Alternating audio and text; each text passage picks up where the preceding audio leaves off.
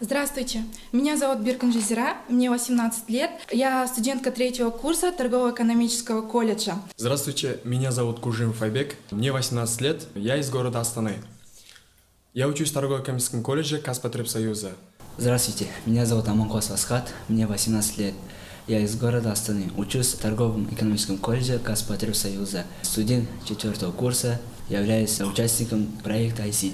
Здравствуйте, меня зовут Жолдасов Болат, мне 17 лет. Я учусь в городе Астане, в торгово-экономическом колледже Казпотребсоюза. Я узнал о проекте ICT благодаря нашим преподавателям колледжа. Я узнал о проекте ICT от своего друга. Он рассказал мне о проекте, мне стало интересно, и я решил поучаствовать в этом. В рамках проекта проводились тренинги.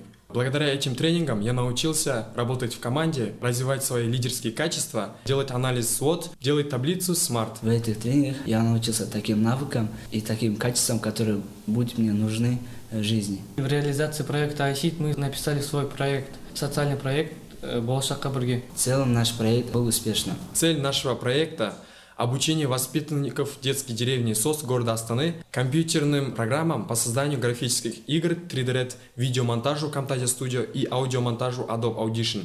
Знание этих программ дает ребятам возможность найти пути дополнительного дохода и быть конкурентоспособными на рынке труда. На сегодняшний день трудоустройство воспитанников детского дома является актуальным вопросом. Проект ICT является краткосрочным. Наша цель в дальнейшем создать IT-команду, приобрести юридический статус и обеспечить рабочими местами участников проекта.